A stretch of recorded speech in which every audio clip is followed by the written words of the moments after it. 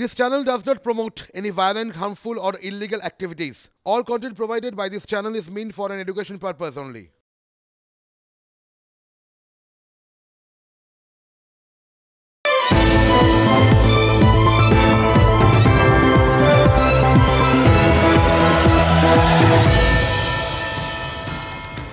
আজকে শুরুটা এইভাবে আপনাদেরকে বলা যায় যে কি দেখিলাম জন্ম জন্মান্তরেও ভুলিব না। একদম ঘোর লেগে গেছে মশাই, একদম চোখে ঝিলমিল লেগে গেছেও বলতে পারেন। রোজই বলি আজ সেই কথাগুলোই বলবো যে কথাগুলো আজ না বললেই নয়, কিন্তু আজ মনে হচ্ছে কিছুই না বললেও হয়।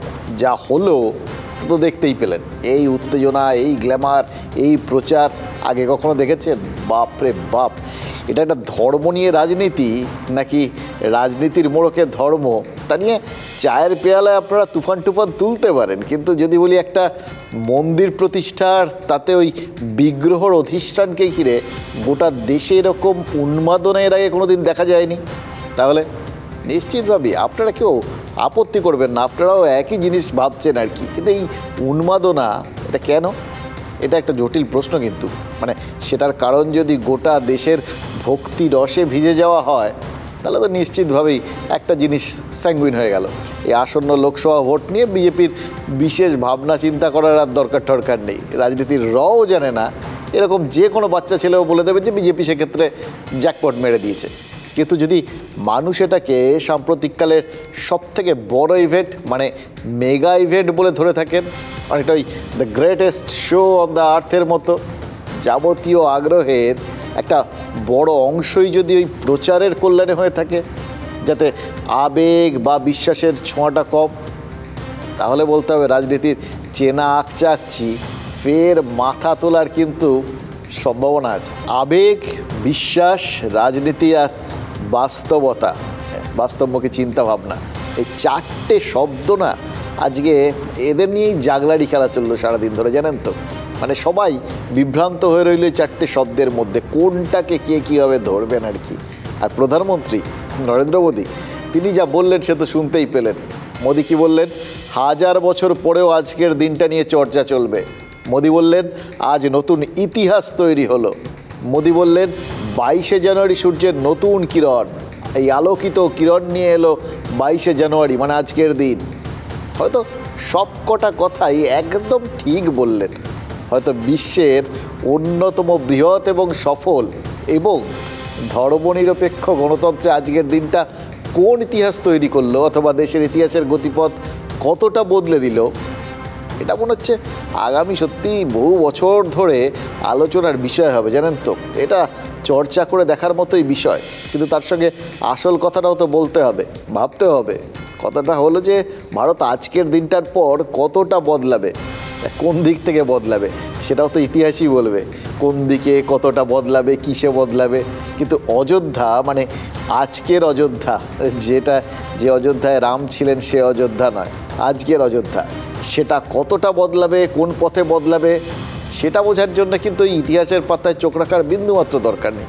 খেয়াল করে দেখুন, 1000 বছর পর তো ভুলে যান, আজকের দিনে দাঁড়িয়ে, বর্তমান সময়ে দাঁড়িয়ে আমরা কিন্তু তার পরিষ্কার ইঙ্গিত পেয়ে যাচ্ছি। আপনিও দেখলে বুঝতে পারবেন রাজনীতিকরা আসলে যে কোনো, মানে গোটা বিষয়টার পেছনে তো যারা রয়েছেন তারা রাজনীতিক, আর রাজনীতিকরা যে কোনো জিনিস যখন করেন না তার পেছনে উদ্দেশ্য থাকে। মূলত দুটো উদ্দেশ্য এক্ষেত্রে আর কি। এক, নিজের অবস্থানকে শক্তপোক্ত করা, আর 2, নিজের অবস্থানকে আরও শক্তপোক্ত করা। নরেন্দ্র মোদী কিন্তু একদম সেটাই করলেন। চারপাশে তাকিয়ে দেখুন, ঘটনাক্রমকে একটু বিচার করুন, কোনো অসুবিধা হবে না বুঝতে। দেখুন অযোধ্যার প্রেক্ষাপটটাই যদি বিচার করেন, দেখবেন এখানে তো ধর্মের আগুন নিয়ে খেলা হচ্ছিল। মোদী তার সাফল্য হিসেবে সেই আগুন নিয়ন্ত্রণ করাকেই তুলে ধরতে পারলেন। এত বড় একটা ধ্বংসের পর এরকম একটা সৃষ্টি হয়ে গেল, কিন্তু কোথাও গোটা দেশে শুধু উন্মাদনা আছে, কিন্তু কোথাও কোনো উত্তেজনা নেই। এটা একটা সফল প্রশাসন আর সম্প্রীতির সবথেকে বড় বিজ্ঞাপন, এটাকে আপনি অস্বীকার করতে পারবেন না। মোদী বলতেই পারবেন এই দুটোই তো মানুষের প্রাথমিক চাহিদা। এই অযোধ্যাকে বিতর্কিত এবং সংঘাতময় অধ্যায় থেকে তিনি উন্নয়নের রাস্তায় টেনে এনেছেন। এর থেকে বড় বিজ্ঞাপন তার নিজের জন্য, প্রশাসক হিসেবে নরেন্দ্র মোদীর জন্য আর কি হতে পারে বলুন তো? वो भी एक समय था जब कुछ लोग कहते थे कि राम मंदिर बना तो आग लग जाएगी। ऐसे लोग भारत के सामाजिक भाव की पवित्रता को नहीं जान पाए। अपनी सोच पर पुनर्विचार कीजिए। राम आग नहीं है, রাম ঊর্জা হ্যায়। যে দেশের সংখ্যাগরিষ্ঠ মানুষ এখনো ওই পুঁথিগত শিক্ষার নিরিখে একটু পিছিয়ে থাকা, মানে ব্যাকওয়ার্ড ক্লাস, এই অংশটার মধ্যেই তো আমাদের দেশের বেশিরভাগ মানুষজন পড়ে আর কি। সে দেশের ভক্তিভাব প্রচার করাটা কিন্তু অপেক্ষাকৃত সহজ, তাই না? কিন্তু প্রধানমন্ত্রী হিসেবে নরেন্দ্র মোদীকে যদি দেশের শিক্ষিত সমাজের কাছে ওই ভক্তিরসটা পৌঁছে দিতে হয়, মানে যদি এই ভক্তিরসে সবাইকে মজাতে হয়, তাহলে তো শিক্ষিত সমাজকে ছেড়ে রাখলে চলবে না, তাদের কাছেও পৌঁছতে হবে। কিন্তু তারা ওই ভক্তিরসে কতটা মজবেন সেটা নিয়ে সংশয় আছে। মোদী কিন্তু সেই ভক্তিরসটায় তাই জন্য অত্যন্ত বুদ্ধিমত্তার সঙ্গে উন্নয়ন আর আধুনিকতা মিশিয়ে দিয়েছেন, সেটাই পরিবেশন করেছেন। এই দুটোর মেলানোতে না, মানে ওই ভক্তিরসের সাথে আধুনিকতা এবং গোটা ব্যাপারটার মধ্যে একটা অন্য ন্যারেটিভ দেওয়ার মধ্যে এমন একটা জায়গায় গোটা ব্যাপারটাকে নিয়ে চলে গেলেন, বিরোধীরাও রাম মন্দির ঘিরে এই আবেগের, জন আবেগের, এটা বিরোধিতা করার কথাটা মন খুলে ভাবতে পারছে না। মানে যে বিরোধী নেতারা প্রত্যক্ষভাবে গোটা বিষয়টার সাথে যুক্ত হতে পারলেন না বা কোথাও গিয়ে একটু বিরোধিতা করতে চাইলেন, তারাও কিন্তু প্রত্যেকের মতো করে এই উদ্যোগটায় সামিল হয়ে গেলেন। এটা এমন একটা উদ্যোগ আপনি পছন্দ করুন চাই না করুন উপেক্ষা করতে পারবেন না, সেটাই দেখা গেল। চারপাশে তাকিয়ে দেখুন, প্রত্যেক বিরোধী নেতার দিকে তাকিয়ে দেখুন, এটাই কিন্তু মোদির এই ন্যারেটিভের সাফল্য। বিরোধীরা যার করে মতো করে হলেও এই ন্যারেটিভে সাড়া দিতে বাধ্য হয়েছেন, শরিক হতে বাধ্য হয়েছেন। বলা ভালো, মোদি এদের সবাইকে তার এই উদ্যোগটায় সামিল করতে পেরেছেন। খেয়াল করে দেখুন, পরপর বিভিন্ন দলকে কেন্দ্র করে কংগ্রেস নেতৃত্ব তারা অযোধ্যায় যাননি, অযোধ্যার নিমন্ত্রণ পেয়েছিলেন, যাননি, কারণ ওখানটায় তাদের রাজনৈতিক বাধ্যবাধকতা ছিল। কিন্তু তাদের বলতে হয়েছে তারাই রাম মন্দির গড়ার প্রথম উদ্যোগী, তারাই প্রথম প্রতিশ্রুতি দিয়েছিলেন সেই রাজীব গান্ধীর সময়। এবার মমতা বন্দ্যোপাধ্যায় তিনি বিরোধিতা করছে না, কিন্তু তিনি সংহতি মিছিলের ডাক দিয়ে দিলেন, আদালতের শর্ত মেনে হাঁটলেন সেই মিছিলে। এবার বোঝানোর চেষ্টা করলেন যে তিনি একটা স্বতন্ত্র পথে হাঁটার চেষ্টা করেন আর কি, ওই সবার সঙ্গে একসাথে তিনি যান না, ঝাঁকের কই নন। কিন্তু খেয়াল করে দেখুন, মিছিলটা যে উদ্দেশ্য নিয়ে যে বিষয়টাকে উপলক্ষ করে করলেন সেটা তো ওই রাম মন্দিরই, অর্থাৎ তিনি সরে থাকতে পারলেন। আর তার থেকেও বড় কথা, তৃণমূল নেত্রী এখানে সংহতি মিছিল করলেন, আর তৃণমূলের একাধিক নেতা নেত্রী যে যার মতো করে নিজের এলাকায় ওই রাম পুজোই করে গেলেন। কেউ রাম গান পার করলেন, কেউ একদম সোজা ছোটোখাটো রাম মন্দির বানিয়ে নিলেন, সবাই নিজের মতো করেই করলেন। কেউ ওই সব যে ওরকম এক ঝাঁকে ওই জায়গায় সামিল হয়ে গেলেন এরকমও তো নয়। তৃণমূলের মিছিলে রামগান, সকাল সকাল এমন মিছিল দেখে হতবাক রায়গঞ্জ। যিনি মিছিলের মধ্যমণি তিনি বিধায়ক কৃষ্ণ কল্যাণী, বিজেপির টিকিটে ভোটে জিতলেও এখন তৃণমূল শিবিরে। হৃদয় রাম, খোলাখুলি বলছেন কৃষ্ণ। না, রাম আমার হৃদয়ের মধ্যে আছে, আর দলের কর্মসূচি ছিল সংহতি দিবস, তো দুটাকেই পালন করি। রামের ঝান্ডাও ধরেছি, পাশাপাশি দলেরও ঝান্ডা ধরেছি। এটা নাকি বিধায়কের স্ট্যান্ড, দাবি অন্য তৃণমূল নেতাদের। বিধায়কের স্ট্যান্ডের সাথে আমাদের দলের যে রাজ্য কমিটির স্ট্যান্ড, সেই স্ট্যান্ড মনে হচ্ছে মিলছে না। সুযোগ পেয়ে কটাক্ষ করতে ছাড়েননি রায়গঞ্জের বিজেপি সাংসদ। শুভ বোধোদয় হয়েছে, ওনাদের মুখ্যমন্ত্রী জয় শ্রীরামকে গালি বলতেন, ওনারা জয় শ্রীরামকে মন্ত্র বলছেন।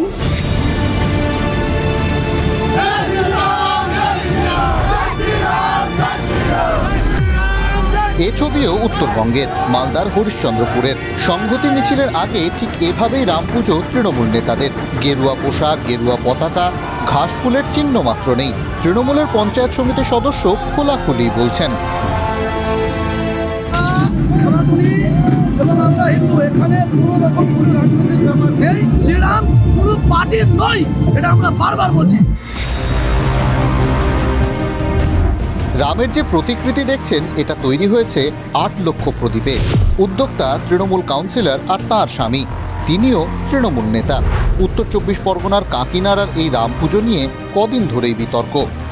রাম মন্দিরের ওইখানে অযোধ্যাতে প্রাণ প্রতিষ্ঠা আছে, সেই পুজো আমরাও করছি। আমি যদি কোনো পার্টি করছি তো নিজের ধর্ম ভুলে যাব, নিজের ভগবানকে ভুলে যাব? তৃণমূল নেতা আমার কর্ম হচ্ছে, ধর্মর সাথে কর্মর কোনো মিল হয় না। ধর্মর কাজের সঙ্গে আপনাকে ধর্ম হিসাবেই চলতে হবে। বিজেপি নেতারা বলছেন এতে নাকি বিজেপিরই লাভ। সনাতনীর হাত শক্ত হচ্ছে, যারা নিজেদের মনে করছে যে আমরা হিন্দু, আমরা সনাতনী, বিজেপির ভোটার তো বাড়ছেই। সংহতির বার্তা, তাও তো রাম নামেই। দলীয় সংহতি নষ্ট হবে না তো? আরেক প্রধান মোদী বিরোধী কেজরিওয়াল, অরবিন্দ কেজরিওয়াল, তিনিও তো একদিন আগের থেকেই আমরা দেখলাম রাম পুজো সারছে। মানে সবাই গোটা বিষয়টাকে কিন্তু কেউ সেরে রাখলেন না। হয়তো এটা উদ্দেশ্য, রাজনীতির উদ্দেশ্য কাউকে একা খেতে দেবো না, যখন গোটা ব্যাপারটা হচ্ছেই কোথাও থেকে হাতটা ছুঁয়ে রেখে দিই আর কি, খানিকটা তো ভাগ পাবো। কিন্তু এটাই তো সাফল্য। এমন একটা জিনিস তিনি নিয়ে এসছেন এবং তুলে ধরেছেন, সেটাকে কেউ উপেক্ষা করতে পারলো না। কিন্তু যে জিনিসটা উনি সব থেকে বেশি ফ্রন্ট রানার, যে বিষয়টার উদ্যোক্তা উনি, সেখানে অন্যরার হাত ছুঁয়ে কি করবে? গোটা যে যত হাত ছোঁয়াবে তত বেশি তো সেই রথটাকে ঠেলে দেবে, তাই না? সেই রথটার গতি যত বাড়বে তার ফসল তো একজনই তুলবে, এটাও তো পরিষ্কার হয়ে যাচ্ছে। চিরকাল এটা হয়ে আসছে। দেখুন, এটা নিয়ে কোনো রকম রাগঢাক গুড়গুড় করে লাভ নেই। যে কোনো বিষয়ে দেখুন, যিনি পায়োনিয়ার তার নামেই গোটা বিষয়টা যায়, তাকেই সবাই চেনে। এই কপিয়ারগুলো প্রথম জেরক্স এনেছিল, সবাই দেখুন আমরা কপিয়ার কথাটা ভুলে গেছি, জানিই না আমরা জেরক্স বলি। জেরক্স একটা কোম্পানি, ঠিক যেরকম ইঞ্জিন অয়েলের ক্ষেত্রে আমরা সেই ছোটোবেলার থেকে মোবিল বলে আসছি। এ সব কিছুর কারণ তো ওটাই, পায়োনিয়ার। যে পায়োনিয়ার তার ওপরেই পুরো জায়গাটা গিয়ে পড়ে, সেই পুরো কিটটা খেয়ে দিয়ে চলে যায়। সেই এবার সেক্ষেত্রে মোদি খাচ্ছেন। এবার আরেকটা জিনিস খেয়াল করে দেখুন, এটা গোটা বিষয়টা গোটা দেশকে কিন্তু ডমিনেট করেছে। এমন একটা বিষয় যেটা একটা বড় কিছু হয় গোটা দেশকে ডমিনেট করে, এরকম তো না। এটা একটা এদেশের একটা রাজ্যের একটা ছোট জনপদের ঘটনা, কিন্তু এটা নিয়ে শুধু দেশের মধ্যে সব জায়গায় নয়, বিদেশের বহু জায়গাতে মিছিল হচ্ছে, অনুষ্ঠান হচ্ছে, কোথাও কোনো গণ্ডগোল হচ্ছে না, এবং লেখালেখি হচ্ছে, স্ট্যাম্প বেরোচ্ছে, সব কিছু হচ্ছে। ফলে একটা মত যদি এরকমভাবে দেশে বিদেশে কর্তৃত্ব করে না, তার আড়ালে কিন্তু বহু বিরোধিতার স্বরই চাপা পড়ে যায়। বলা ভালো, বিরোধিতার স্বরগুলো বা কোনো যদি ক্ষোভ বিক্ষোভ থাকে, সেগুলো মাথা তোলার ক্ষেত্রে ভয় পায়। আবার খেয়াল করে দেখুন, ভয় আর ভক্তি এই দুয়ের মিশেলই তো হলো শাসনের ভিত্তি। সেটাই তো দেখে ফেললাম। শাসন মানে নেতৃত্ব, নেতৃত্বে স্থায়িত্ব। মানে ঘুরে ফিরে খেয়াল করে দেখুন কোথায় এসে পৌঁছলেন। সেই শুরুতে একজন নেতার লক্ষ্য, একজন নেতার টার্গেট, সেটাই তো আজকে ফুলফিল করলেন মোদি, পাকা করলেন নেতৃত্বের রাস্তাটা। এই নিয়ে মনে হচ্ছে কিছু কথা আজ না বললে ভুল হবে, তাই কথাগুলো বলেই ফেলি, যে কথাগুলো আজ না বললেই নয়।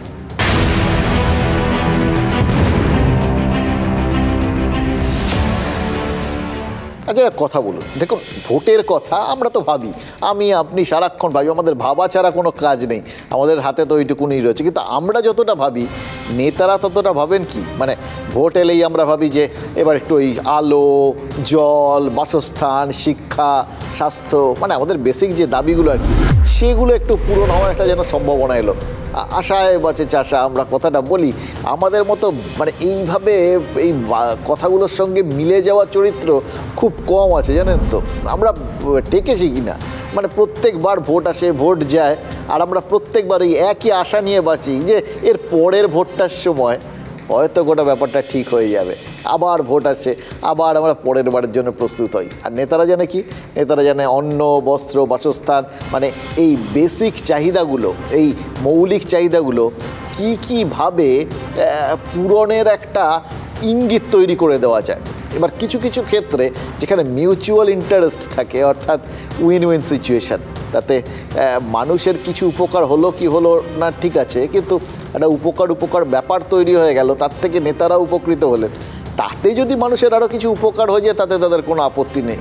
এটা আমরা প্রতি পদে দেখেছি, সব সময় দেখেছি। এই ধরুন অযোধ্যায় যে এত বড় একটা মন্দির তৈরি হলো, এতক্ষণ যে আলোচনা করছিলাম বা চারপাশে যা হচ্ছে, সবাই এই মন্দির নিয়ে রাজনীতি, এই মন্দির থেকে আবেগ, এত মানুষ একটা মন্দির তৈরি করে দেওয়া গেছে, যা কথা দিয়েছিলেন মোদি সেই কথা রেখেছেন, ফলে তিনি প্রবলভাবে জনপ্রিয় হয়ে যাবেন, ভোট নিয়ে চলে যাবেন, মানে গোটা ব্যাপারটা এক পেশে এক অ্যাঙ্গেলে সবাই করে চলেছেন। বিরোধী দলগুলো দেখুন, তারা সব কিছু বলে চলেছেন যে ওই পুরোটা ভোটের জন্য, পুরো জায়গাটা ওই দিকে নিয়ে যাওয়া হচ্ছে। কিন্তু এই নেতাদের এই ভাবনার বাইরেও একটা দিক আছে। দিকটা কি? সাধারণ মানুষের কিছু কিছু উপকার যেটা করলে রাজনৈতিক নেতাদের উপকারটা হয় বটে, কিন্তু তার সঙ্গে সঙ্গে ভবিষ্যতের জায়গাটা, কারণ কিছু কিছু ক্ষেত্রে এরকম যেখানে মিউচুয়াল গেইন আছে না, সেখানে খেয়াল করে নেন নেতারা যে এইটুকুনি জনতার জন্য যদি ডাইরেক্টলি কিছু করা যায় বা ভবিষ্যতের জন্য করা যায়, একবার যদি জনগণ চোখের সামনে দেখতে পায় যে তাদের জন্য কিছুটা অন্তত হয়েছে, তাহলে কিন্তু তাদের যে মানে কি বলবো, একটা অদ্ভুত আনুগত্য, সেটা একদম চিরস্থায়ী হয়ে যায়। মানুষ তো এটাই চায়, আরে আপনারা যা করছেন করুন, আমাদের জন্য একটুখানি করুন। তা যে একটুখানি করে দেয়, আমরা তার কেনা গোলাম হয়ে থাকি। একটু খেয়াল করে দেখুন এই চারপাশের দিকটা, দরকার ছিল অযোধ্যাটার এই বিজ্ঞাপনটা দরকার ছিল চারপাশে, কিন্তু তার ফাঁকে অযোধ্যা তো একটু একটু করে গত কয়েক মাসে পুরো বদলে গেছে। কি হয়নি বলুন তো? রাস্তাঘাট তৈরি হয়েছে, দেশের বিভিন্ন প্রান্তের সাথে সড়ক পথে অযোধ্যাকে যুক্ত করা হয়েছে, সেখানে নতুন রেলওয়ে স্টেশনটা একদম মেকওভার করে একদম এয়ারপোর্টের মতো করে দেওয়া হয়েছে, এয়ারপোর্ট স্বয়ং তৈরি হয়ে গেছে একখানা। মানে গোটা জায়গায়, যে কোনো জায়গায় উন্নয়নের প্রাথমিক শর্ত হচ্ছে সেখানকার যোগাযোগ ব্যবস্থাকে উন্নত করা। সেই জায়গাটা একদম সুচারুভাবে হয়ে গেছে, পারফেক্টলি হয়ে গেছে। গোটা দেশ কেন, গোটা বিশ্বের সঙ্গে এখন অযোধ্যার যোগাযোগ স্থাপিত হয়ে গেছে। এবার ধরুন এর সঙ্গে সঙ্গে চারপাশে যখন এই পরিকাঠামোটা হয়ে গেল, এই মন্দিরটা এমন একটা লেভেলে তৈরি করা গেল যেখানটায় মন্দিরটা ইটসেলফ আর্কিটেকচারালি একটা বিস্ময় আর কি। এখানটায় পরিকাঠামোগত দিক থেকে, নির্মাণগত দিক থেকে এটা গোটা বিশ্বের কাছে বিস্ময়। এরপরে যে তৈরির ক্ষেত্রে বিভিন্ন যে ছোট ছোট তথ্যগুলো, 1000 বছরে কিছু হবে না, ভূমিকম্পে কিছু হবে না, সরজু নদীর জল ঢুকে কিছু হবে না, এর ভিত এরমভাবে তৈরি, এই প্রচারগুলো এবং তার সাথে সাথে নির্মাল শৈলী এত সুন্দরভাবে সুচারুভাবে একটা বিউটিফুলি স্ট্রাকচার্ড, প্রত্যেকটা জায়গায় শৈল্পিক ব্যাপারটা রয়েছে, একটা গ্র্যান্ডার রয়েছে, বিরাট ঝাঁ চকচকে একটা ব্যাপার। একটা মানে রাজধানী তো অযোধ্যা, রামের রাজধানী অ্যাকচুয়ালি, তো সেই রকম জায়গায় তো রাজবাড়ির মতোই হওয়া, তো সেই রাজবাড়ির যে একটা বিরাট জাঁকজমক, সেটারও একটা ছাপ রয়েছে, ভক্তির ছাপ রয়েছে, সবটা মিলিয়ে মিশিয়ে এটা কিন্তু একটা ভালো বিজ্ঞাপন, দুর্দান্ত একটা জিনিস তৈরি হয়ে গেছে। এর টানেই তো চারপাশ থেকে মানুষজন আসবেন। এবার যখন চারপাশ থেকে মানুষজন আসবেন, মানুষ যেখানে আসেন, যেখানে পরিকাঠামোর ক্ষেত্রটা প্রস্তুত হয়ে যায়, জল আলো বাকি সমস্তগুলো কিছু চারপাশে তৈরি হয়ে যায়, পর যে তখন মানুষ যখন আসতে থাকে, সেকেন্ড ধাপে কি হয়, হোটেল তৈরি হয়, একের পর এক হোটেল তৈরি হয়ে গেছে। এবার যখন যোগাযোগ ব্যবস্থা আছে, হোটেল আছে, লোকজনকে টানার মতো আকর্ষণের কেন্দ্রবিন্দু রামলালা এবং তার বাসস্থান, এইরকম অসাধারণ একটা মন্দির রয়েছে, এটা দেখতেই তো দেশ বিদেশ থেকে পর্যটকরা আসবেন। কারণ এই রামলালার মন্দিরের সঙ্গে আপনারা জানেন কি নেই, ইতিহাস রয়েছে, এটার সঙ্গে পুরাণ রয়েছে, এটার সঙ্গে মানে বেশ কিছু সংঘাতের বিষয় রয়েছে, সব রয়েছে, এবং তার থেকে উত্তরণটা রয়েছে। এই যে এতগুলো জিনিস রয়েছে, এগুলোকে দেখে তো লোকজন আসতে শুরু করবেন। যখন লোকে আসবেন তখন আবার পরিকাঠামো নির্মাণ হবে, পরিকাঠামো নির্মাণ মানেই তো উন্নয়ন, উন্নয়ন মানেই কর্মসংস্থান। আর সে তো শুধু শ্রমিকের নয়, শ্রমিক থেকে ইঞ্জিনিয়ার, নিচুর থেকে উঁচু বিভিন্ন স্তরের মানুষের কাজের সুযোগ। যে কোনো দেশের অর্থনীতির হাল ফেরাতে আমি দেখেছি বারবার এই জন্যে যোগ দেওয়া হয় পরিকাঠামোর উন্নয়নে। এই পরিকাঠামোর উন্নয়নের ফলেই অর্থনীতির বিভিন্ন ক্ষেত্রে রক্ত সঞ্চালন বা ব্লাড সার্কুলেশন হয়। এবার এর সঙ্গে এই যে একটা উন্মাদনা, এইটা যখন চারপাশে ছড়িয়ে গেল, এই যে আবেগ, এই যে ভক্তি, এর সঙ্গে তখন এটা তার হোলি সিটি হয়ে গেল, পবিত্র শহর। এবার সেখানে তখন লোকজনের মধ্যে সেকেন্ড জায়গাটা যেটা আসবে, মানে পর্যটনটা বাদ দিয়ে দেশ বিদেশ থেকে যে পর্যটন এলো, বিদেশি মুদ্রা এলো, সেগুলো তো হলো, তাদের চাহিদায় হোটেল তৈরি হলো, ওপাশে যোগাযোগ ব্যবস্থা উন্নত হয়ে গেল। এবার এইগুলো থাকলেই তো বাকি জিনিসগুলো হয়, অর্থাৎ ওই শিল্প বা অন্যান্য জিনিস তৈরির ক্ষেত্র থাকে। এক্ষেত্রে তার একটা বাড়তি আকর্ষণ থাকছে। আকর্ষণটা কি? পবিত্র ভূমি। এই পবিত্র ভূমিতে আপনি যদি কিছু তৈরি করতে পারেন তাহলে সেটা নিশ্চিতভাবেই ওই ঈশ্বরের আশীর্বাদ ধন্য হবে, রামলালার আশীর্বাদ ধন্য হবে। শুধু এই ভরসায়, এই বিশ্বাসটায় মানুষের মধ্যে কিন্তু ধর্ম বিশ্বাস যে কোনো স্তরে মারাত্মক।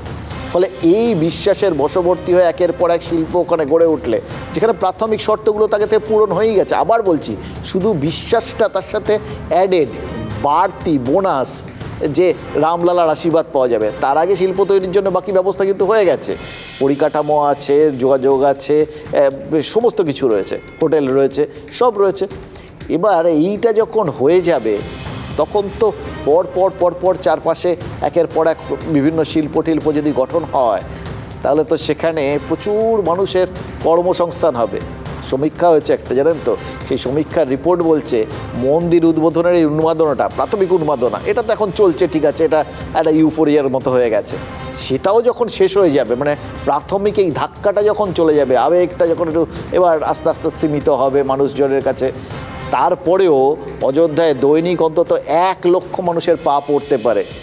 মানে বুঝতে পারছেন, এত সংখ্যক মানুষ যদি আসে সে তো বিপণনের একটা বিপুল জগৎ খুলে দেবে। রাষ্ট্রায়ত্ত ব্যাংক, এমনি বাণিজ্যিক ব্যাংক, তারা তো ইতিমধ্যেই সব সার্ভে টার্ভে করে ফেলছে এবং তারা বলছে শুধু রাম মন্দিরের জন্যই নাকি উত্তরপ্রদেশ সরকারের ওই কোষাগারে 20,000 থেকে 25,000 কোটি টাকার বাড়তি রাজস্ব আদায় হতে পারে। ভাবুন তো, রামলালা তো ঘর ফেরত পেলেন, আর উত্তরপ্রদেশ সরকার তারা তো মনে হচ্ছে বিশল্যকরণী হাতে পেল। যে কোনো অর্থনীতিকে চাঙ্গা করতে এর থেকে বড় সঞ্জীবনী বটিকার সন্ধান ওই গন্ধমাদন পর্বতেও পাওয়া যেত কিনা সন্দেহ। সার্ভিস সেক্টর বা পরিষেবা ক্ষেত্রে পর্যটনের থেকে বড় ক্ষেত্র আর হয় না। অযোধ্যা রাম মন্দির যেমন একটি উপাসনা স্থল, কিন্তু অযোধ্যাকে কেন্দ্র করে নতুন যে পরিকাঠামোর মোদী সরকার এবং যোগী সরকার তৈরি করেছেন, তার ফলে আগামী 2 মাসেই তো 1000 ট্রেন ভারতীয় রেল চালাবে। নতুন এয়ারপোর্ট হয়েছে, শহর পুরো মহানগরীর চেহারা নিচ্ছে। শহর থেকে মহানগরের একটি রূপান্তরিত হওয়ার কাহিনী অযোধ্যা দেখবে এবং অযোধ্যা উত্তরপ্রদেশের রাজস্ব দেওয়ার ক্ষেত্রে উত্তরপ্রদেশ সরকারকে একটি বড়সড় অগ্রসী ভূমিকা নিতে চলেছে। দেখুন, যেদিন রামলালার প্রাণ প্রতিষ্ঠা হলো সেদিন কিন্তু আরও একটা জিনিস নতুন প্রাণ পেয়েছে। এটা আপাতত এই প্রচারের আলোর বাইরে থেকে গেছে, তার কারণ হচ্ছে যে স্বাভাবিকভাবেই সবার ফোকাস তো রামলালার দিকেই। কিন্তু যে খানটা নিয়ে বিতর্ক, মসজিদ, সেই মসজিদও কিন্তু অযোধ্যায় নতুন প্রাণ পেয়েছে। 22শে জানুয়ারি 2024 অযোধ্যায় মুসলিম ল বোর্ড এবং ইন্দো ইসলামিক কালচারাল ফাউন্ডেশন এই দুজন আজ বৈঠকে বসেছিল আজকে, এবং ঠিক হয়েছে যে এবছর মে মাস থেকে অযোধ্যায় নতুন মসজিদ নির্মাণের কাজ শুরু হবে। নামও ঠিক হয়ে গেছে, নতুন মসজিদের নাম নাকি হজরত মোহাম্মদের নামানুসারে নামকরণ করা হবে। খেয়াল করে দেখুন, 2019-এ যখন সুপ্রিম কোর্টের নির্দেশ ছিল যে ওই জমিতে রামলালার মূর্তি বসবে, মন্দির হবে, ঠিক তখনই কিন্তু মসজিদের জন্য আলাদা জমিও দেওয়ার কথা বলে দিয়েছিল শীর্ষ আদালত। সেই অনুযায়ী রাম মন্দির থেকে মাত্র 25 কিলোমিটার দূরে জমি দিয়ে দেওয়া হয়েছিল। সেখানেই এই নতুন মসজিদটা তৈরি হবে। ঠিক যেরকম রাম মন্দিরের ভাস্কর্য, রামলালার মূর্তি, এগুলো ঘিরে যেরকম আকর্ষণের শেষ নেই, ওই মসজিদেও কিন্তু বিভিন্ন কিছু থাকবে যা তাকে আকর্ষণীয় করে তুলবে।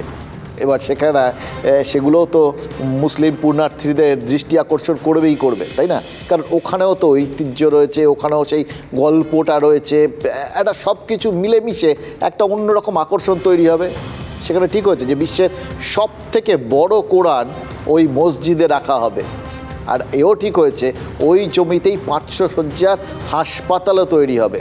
সব কাজ শেষ হতে নাকি 3-4 বছর লাগবে, মানে 2027-28। এবার দুটো জিনিস খেয়াল করে দেখুন যে একই সঙ্গে একই জায়গায় এই দুটো আকর্ষণের কেন্দ্রবিন্দু যদি তৈরি হয় তাহলে বিশ্বের সমস্ত জায়গার থেকে, সমস্ত স্তর থেকে, এবং দেশের তো বটেই, জনসমাগম ঘটবে ওখানে, পুণ্যার্থীরা তো বটেই, তারা আসবেন এবং এলে এখানে কি পরিমাণ পর্যটন বাড়বে এবং এইটাকে কেন্দ্র করে অর্থনীতির কত লেনদেন হবে সেটা বুঝতে পারছেন। আরও একটা জায়গায় লেনদেন হবে, মানে লাভের করি কেউ না কেউ গুনবেন, সেটা আরও একটু উল্টো দিক থেকে চিন্তা করতে হবে। মানে এটা তো 2024, এবার ফের লোকসভা ভোট 2029, আর ওই 3-4 বছর যদি লাগে এই মসজিদটা তৈরি হতে, মানে 27-28, মানে 2029-এর আগেই এই মসজিদটার উদ্বোধনের সময় এসে পৌঁছবে, আবার একটা লোকসভা ভোটের আগে। সেই ভোটের আগে ফলে নতুন করে উত্তরপ্রদেশের অর্থনীতি এরকম আরেকটা সঞ্জীবনী সুধার সন্ধান পেতে পারে, আর তার সঙ্গে সঙ্গে কিন্তু রাজনীতিও নতুন করে পল্লবিত হবে। এই রকমভাবে যদি চলতে থাকে তাহলে রাজনীতি ধর্মের মোহটা কোন দুঃখে ছাড়বে বলুন তো। এরকম ভব্য রাম মন্দির তৈরি হচ্ছে ঠিক ওইভাবেই অযোধ্যা নগরীর পাশেই রাম মন্দির থেকে কিছুটা দূরে 10-15 কিলোমিটার দূরে একটি মসজিদও তৈরি করা হচ্ছে। অর্থাৎ সব ধর্ম সম্প্রদায়ের কথাই নরেন্দ্র মোদী সরকার খেয়াল রাখে, সবার সাথ, সবার বিকাশ, সবার বিশ্বাস, এই নীতিতে আমরা বিশ্বাস করি। অর্থাৎ বিতর্ক অতীত এবং উন্নয়নটাই বড় কথা, এবং তার সঙ্গে সর্বধর্ম সমন্বয়, ধর্মনিরপেক্ষতার আদর্শ, যা যা আদর্শ হতে পারে আর কি, আপনার আমার মনের যা যা কথা সব জায়গায় তো টাচ করে যায়, এবং সেগুলো প্রত্যেকটাই বিশেষ বিশেষ সময়, মানে ওই ট্রান্সফরমার থাকে না, কারেন্ট যখন যায় যেতে যেতে মাঝে মাঝে যখন ড্রপ করে তখন ট্রান্সফরমার লাগিয়ে দেওয়া হয়, আবার কারেন্টটা উঠে যায়। ফলে এখন 29 অবধি নিশ্চিন্ত আর কি, মানে কিছু না কিছু থাকবে, কি হবে তারপর সে তো পরের কথা, কিন্তু রাজনীতির সাথে ধর্মের যোগটা যে 29 অবধি থাকবে সেটা আমরা বুঝতে পারছি। প্রধানমন্ত্রী আজ বলেছেন 1000 বছর পরের প্রজন্ম আজকের নির্মাণকে মনে রাখবে। মোদি বলেছেন রাষ্ট্র নির্মাণের কথা, অর্থাৎ এক মন্দিরে রাষ্ট্র নির্মাণের যে ভিত তিনি মজবুত করলেন, আর সেই মন্দির শুধু নয়, সেই মন্দির নির্মাণের পেছনে যে উদ্দেশ্য, সেই উদ্দেশ্যটাও 1000 বছর টিকে থাকবে বলে তার বিশ্বাস। জানেন তো, জাঁকজমকপূর্ণ এই যে রামনগরী, এটা দেখতে তো পর্যটকের চলাচল লেগেই থাকবে, সে রামভক্ত হন চাই না হন। এই স্থাপত্য, এই বৈভব, এর আকর্ষণ তো দেশে বিদেশে ছড়িয়ে পড়বে কেন, আমি নিশ্চিত ইতিমধ্যেই ছড়িয়ে পড়েছে, কারণ যেখানেই ধর্ম বিশ্বাস আছে, আবেগ আছে, ইতিহাস আছে, ওই বললাম সব কিছু মিলেমিশে একটা কমপ্লিট প্যাকেজ, সে তার আকর্ষণ তো চারপাশে ছড়িয়েই গেছে, আর তার সঙ্গে ওই মসজিদও যোগ হবে এরপর, তা সেও আকর্ষণের কেন্দ্রবিন্দুতে থাকবে। ফলে যাবতীয় এই যৌথ আকর্ষণে একদিকে তিক্ততার মধুরেণ সময় পেয়ে তো, আর অন্যদিকে ধর্মনিরপেক্ষতার একটা চরম বিজ্ঞাপন আর কি। রামলালার প্রাণ প্রতিষ্ঠার দিন এখানে মসজিদের পরিকল্পনা প্রাণ পেল। এই উদাহরণ ধর্মনিরপেক্ষতা, উদারতা এবং ভারতের ঐতিহ্য বলে প্রচারে बीजेपी की कार्पण्य करबे। प्रभु श्री राम से क्षमा याचना भी करता हूं। हमारे पुरुषार्थ, हमारे त्याग, तपस्या में कुछ तो कमी रह गई होगी। इतनी सदियों तक ये कार्य कर नहीं पाए, आज वो कमी पूरी हुई है कि हमारी पीढ़ी को एक कालजयी पथ के शिल्पकार के रूप में चुना गया है। 1000 वर्ष बाद की पीढ़ी राष्ट्र निर्माण के हमारे आज के कार्यों को याद करेगी। राम विवाद नहीं, राम समाधान है। राम सिर्फ हमारे नहीं है, राम तो सबके हैं। কথায় বলে ছবি কথা বলে, আ পিকচার ইজ ওয়ার্থ 1000 ওয়ার্ডস। 1000 শব্দের সমান একটা ছবি, একটা ছবিতেই সব বলা হয়ে যায়। এই রাম মন্দিরের অনুষ্ঠান ঘিরে কিন্তু অনেক এরকম ছবি দেখলাম, জানেন তো, যেগুলো 1000 কেন লাখ লাখ শব্দের সমান। অযোধ্যার রাম মন্দিরে এই রামলালার প্রাণ প্রতিষ্ঠায় নরেন্দ্র মোদী থাকলেন, সে তো গোটা দেশ দেখেছে, দেশ তো এও দেখলো। দেশের বেশিরভাগ সেলিব্রিটি আজ অযোধ্যায় হাজির ছিলেন। হ্যাঁ, কেউ কেউ ছিলেন না, সেগুলো নিয়ে কথা বলার জায়গা হয়তো তৈরি ছিল কারুর, যে লালকৃষ্ণ আদবানি এলেন না, মুরলী মনোহর যোশী এলেন না। এবার এদের ক্ষেত্রটায় বয়সের বিষয়টা রয়েছে, অসুস্থ, বয়স বেশি, এইরকম ঠান্ডা, বলার কিছু নেই। স্টেজটা খেয়াল করে দেখুন, স্টেজের উপর কে কে পরপর বসেছিলেন। নরেন্দ্র মোদী, তার পাশে মোহন ভাগবত RSS সুপ্রিমো, এবং তার পাশে যোগী আদিত্যনাথ।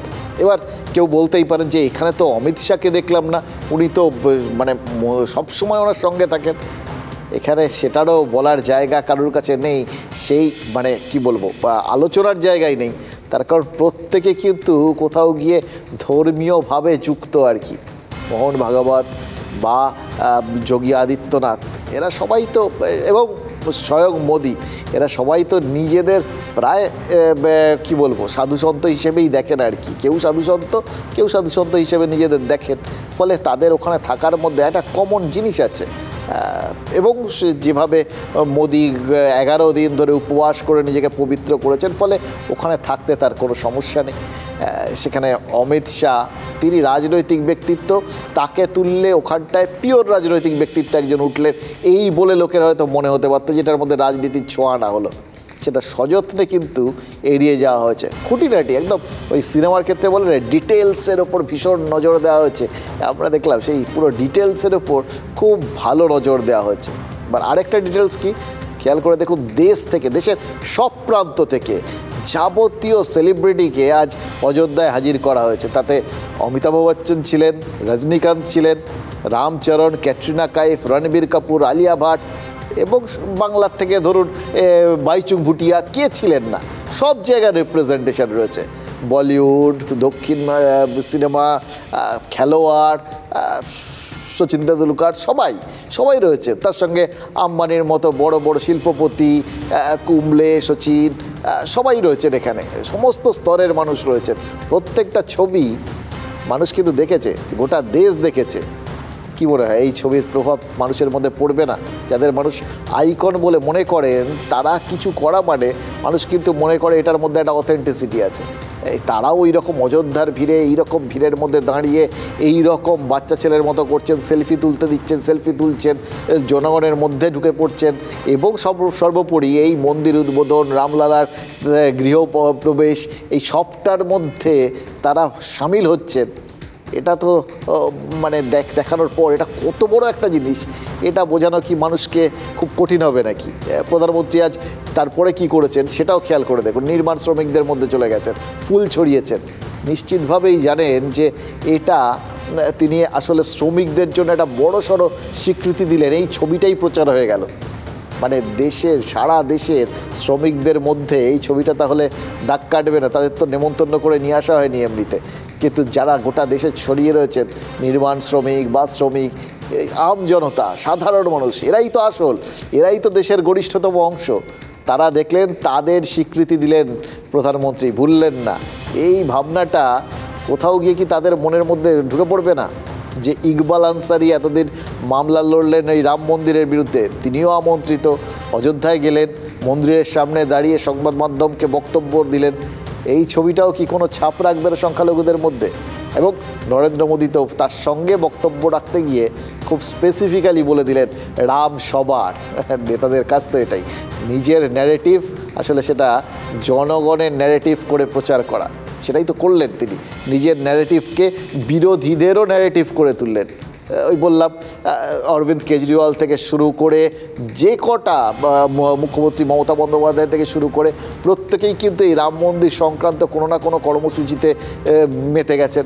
যে কটা বিজেপি স্টেট রয়েছে, যেরকম ওড়িশার মুখ্যমন্ত্রী লাইভে প্রাণ প্রতিষ্ঠা দেখেছেন, সে ছবি সরকারিভাবে পোস্টও করা হয়েছে, সেখানকার মানুষ দেখেছে। কর্ণাটকের মুখ্যমন্ত্রী সিদ্ধারামাইয়া মহাদেবপুরমে নতুন রাম মন্দিরের উদ্বোধন করেছেন। অর্থাৎ সবাই, মানে সে বিজেপি হন, বিজেপি হন, তারা সবাই এটার সাথে যুক্ত হয়ে গেছেন কোনো না কোনোভাবে। মূল কি? নরেন্দ্র মোদী এরকম অসাধারণ একটা মন্দির তৈরি করেছেন, রামলালাকে তার ঘর দিয়েছেন। ওই যে বললেন তিনি এতদিন তাঁবুতে থাকতেন, এবার তাকে তার ঘরে স্বগৃহে প্রবেশ করানো হলো। মুখ্যমন্ত্রী আজকে সংহতি দিবস পালন করেছিলেন। এটা গোটা বিশ্বের সাথে সংহতি খুব ভালো যায়। কালীঘাটে মন্দিরে পুজো দিয়ে শুরু করলেন, তারপর গড়চার গুরুদ্বার, তারপর পার্ক সার্কাসের চার্চ, তারপর মসজিদ, সব জায়গায় ঘুরলেন। রাম মন্দির উদ্বোধনকে কেন্দ্র করে বিজেপি নেতারা কিন্তু চাইছিলেন যে বিজেপিদের তাদের হোম গ্রাউন্ড, মানে বিজেপির যেটা হোম গ্রাউন্ড বা কমফোর্ট জোন, স্বচ্ছন্দ যেখানে, তারা সেই ধর্মীয় প্ল্যাটফর্মে টেনে আনতে। খেয়াল করে দেখুন, মমতা বন্দ্যোপাধ্যায় ধর্মীয় লাইন অতিক্রম তো করলেনই, উল্টে সেই ধর্মকেই হাতিয়ার করে বিজেপির বিরুদ্ধে ফের একবার দক্ষিণেশ্বর আবেগকে উস্কে দিলেন।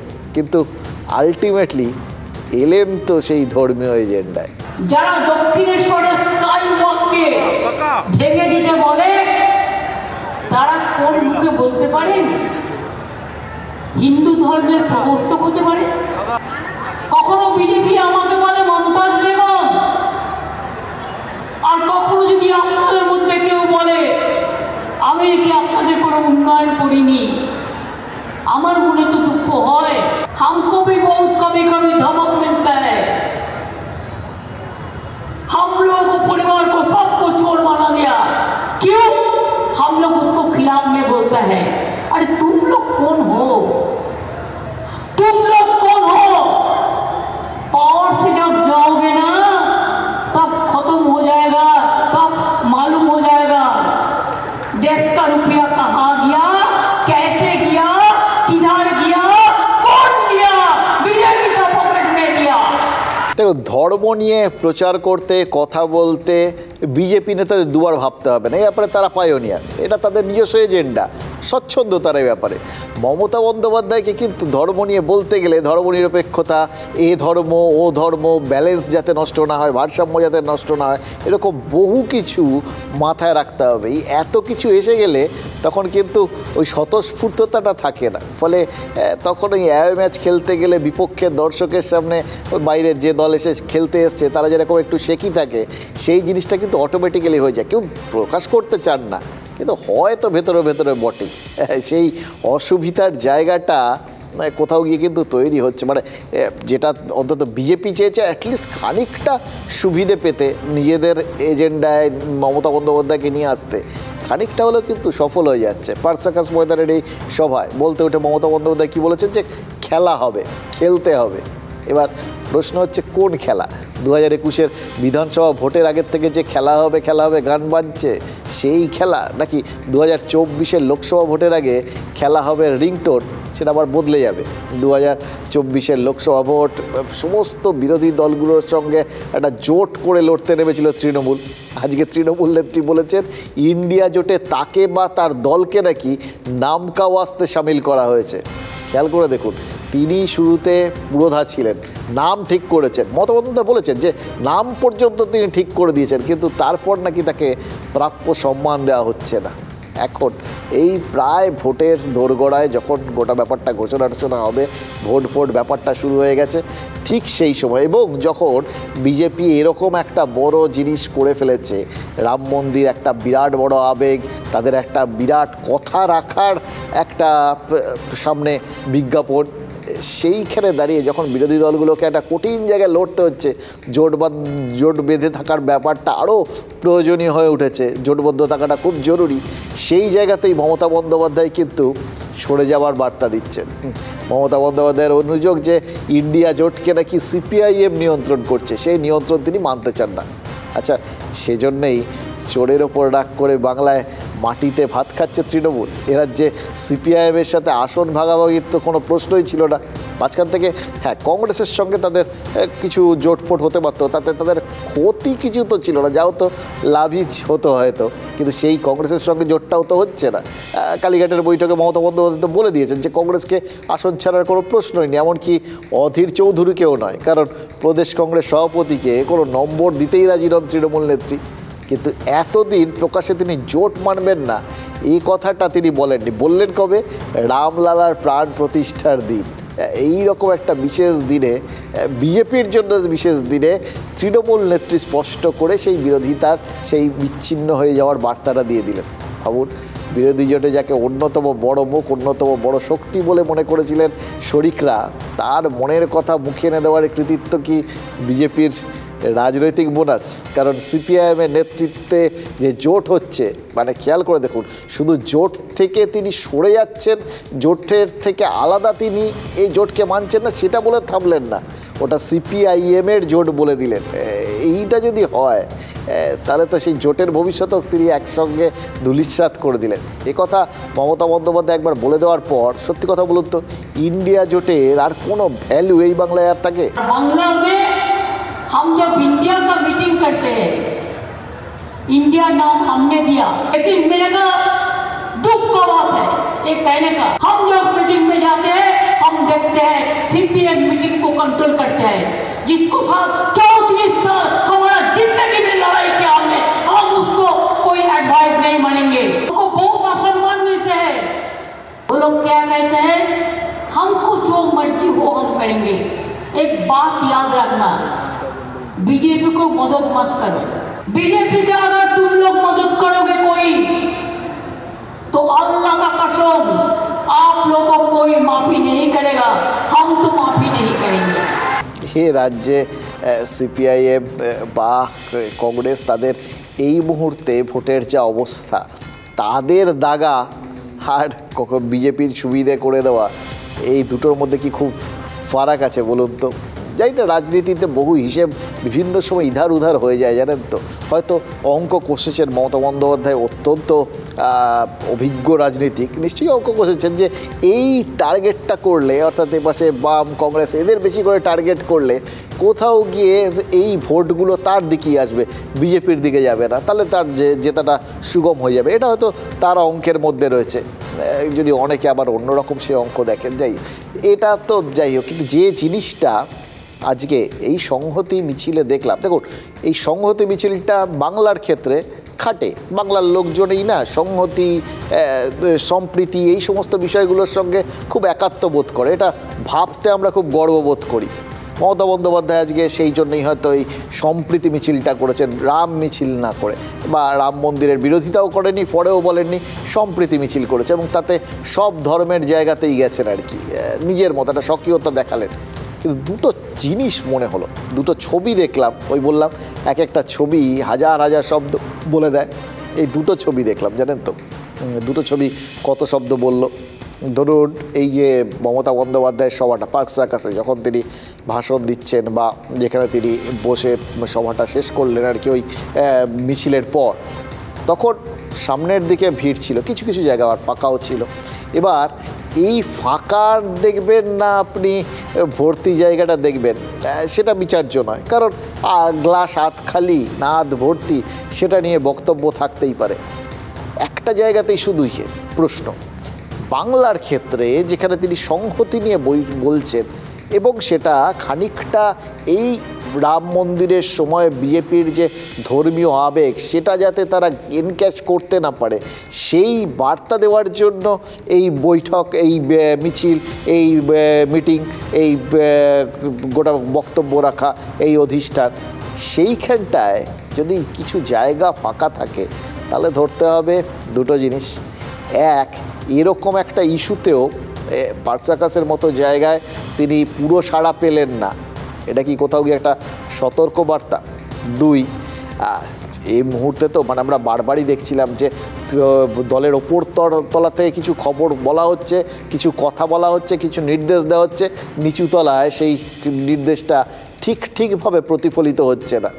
এক্ষেত্রেও কি নির্দেশ ছিল? নিশ্চয়ই ছিল, কে আর বলেন জায়গা ফাঁকা রাখতে, কিন্তু তাহলে যাদের ওপর দায়িত্ব ছিল পুরো জিনিসটা সুচারুভাবে করার, এই সভাটাকে কমপ্লিট সফল বলতে যা হয়, এরকম দিনে যখন ওখানে একটা ব্লকবাস্টার জিনিস হচ্ছে, তখন এই সভাটাকেও তো একটা বিরাটভাবে সাকসেসফুল করার দরকার ছিল, লোকের কাছে তুল্যমূল্য বিচারের জায়গাটা ক্লিয়ার করে দেওয়ার জন্য। সেই জায়গাটায় কি যাদের ওপর দায়িত্ব ছিল তারা তাদের দায়িত্বটা ঠিকভাবে পালন করলেন না? যদি না হয় কেন করলেন না, এটাও কিন্তু অশনি সংকেত। আর একটা ছবি, এই অভিষেক বন্দ্যোপাধ্যায় এখানে আজকে ছিলেন, এই মিছিলে ছিলেন, ওই সভায় ছিলেন, কিন্তু তিনি বলতে ওঠার আগে ক্যামেরাবন্দি হয়েছে কয়েকটা মুহূর্ত। মিছিলে মমতা বন্দ্যোপাধ্যায় যখন ওই ধর্মগুরুদের নিয়ে হাঁটছিলেন, কিছুটা পেছনে ছিলেন অভিষেক, কিন্তু মঞ্চে তিনি তার পাশেই ছিলেন, একদম তৃণমূল নেত্রীর পাশেই, তৃণমূল সভাপতি পাশাপাশি। কিন্তু যখন ফিরহাদ হাকিম অভিষেককে গিয়ে কিছু বলেন এবং দেখা যায় যে অভিষেক মাথারে না বলছেন, হতেই পারে হয়তো বক্তব্য রাখার জন্য বললেন, তিনি হয়তো রাজি হলেন না, এরকম একটা মনে হওয়ার কথা। তারপরেই মমতা বন্দ্যোপাধ্যায় ফের ওই তৃণমূলের সাধারণ সম্পাদককে কিছু বলেন এবং তারপর দেখা যায় অভিষেক একটু বক্তব্য রাখলেন আর কি। এবার কী কথা হয়েছে, কেন হয়েছে আমরা জানি না, কিন্তু একটা ইঙ্গিত পাওয়া যায় আর কি। কিছু কি তাহলে আজকে মানে এর আগেও আমরা দেখেছি আগের সভাতেও অভিষেক বলতে চাননি, মমতা বন্দ্যোপাধ্যায়ের কথায় তারপর 2-4টে সৌজন্যমূলক কথা বলেছিলেন। আজকেও ওরকম কিছু হয়নি তো?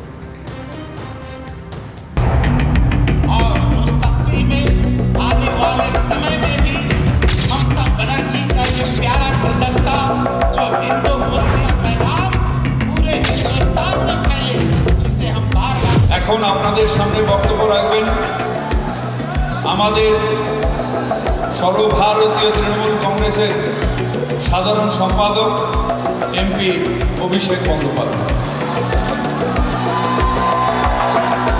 প্রথমে মঞ্চে উপস্থিত সকল ধর্মগুরু সহ সমাজের গুণীজনেরা যারা উপস্থিত আছেন, আমি সকলকে আমার শ্রদ্ধা, কৃতজ্ঞতা এবং প্রণাম নিবেদন করছি।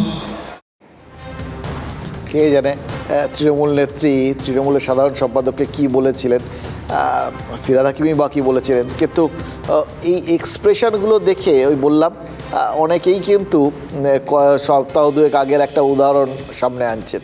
পশ্চিম মেদিনীপুর জেলা সংগঠনের বৈঠকে সেখানেও তো শুরুতে কিছু বলতে রাজি ছিলেন না অভিষেক, তারপর মমতা বন্দ্যোপাধ্যায়ের অনুরোধে 2-4 কথা বলতে রাজি হন।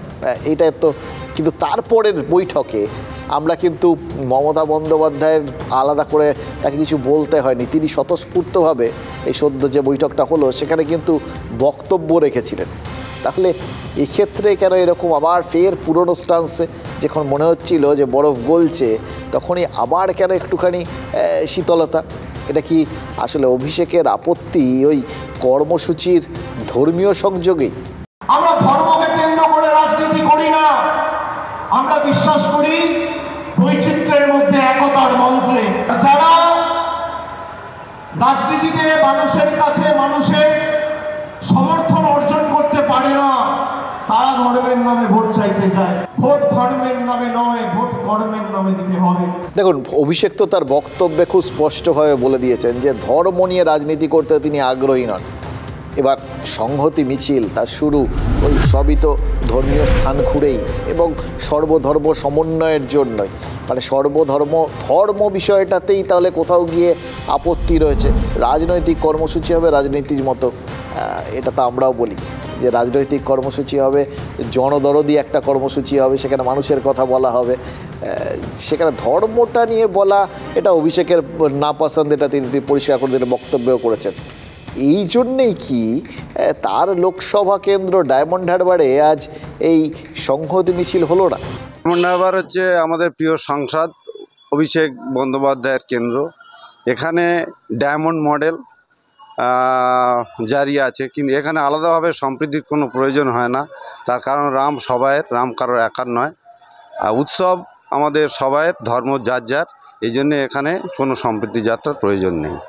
ডায়মন্ড হারবারে কেন করছে না এটা তো প্র্যাকটিক্যালি ভালো করে তৃণমূলই বলতে পারবে। এখন এরা তো ভোটের রাজনীতি করে, স্বাভাবিকভাবে সবসময় অঙ্ক করছে আর কি। যাই হোক, মানে বিভিন্ন দল যাই বলুক, কিন্তু ডায়মন্ড হারবারের তৃণমূল কর্মী কী বললেন শুনলেন তো। ডায়মন্ড হারবার তাদের প্রিয় সাংসদ অভিষেকের এলাকা এবং এখানে ডায়মন্ড মডেল কাজ করে। এই ডায়মন্ড মডেল তো প্রতি মুহূর্তে ইদানিংকালে আমরা দেখেছি সরকারের কাছ থেকে আলাদা, দলের থেকে আলাদা, একদম স্বয়ং সম্পূর্ণ সেলফ রেগুলেটেড আর কি। এইখানটায় কোনো অসুবিধা হয় না, তারা নিজেদের মতো করে নিজেদের কাজগুলো করে নেন। একটা অন্য মডেল, অন্য ধরন তৈরি করতে শুরু করেছেন তারা।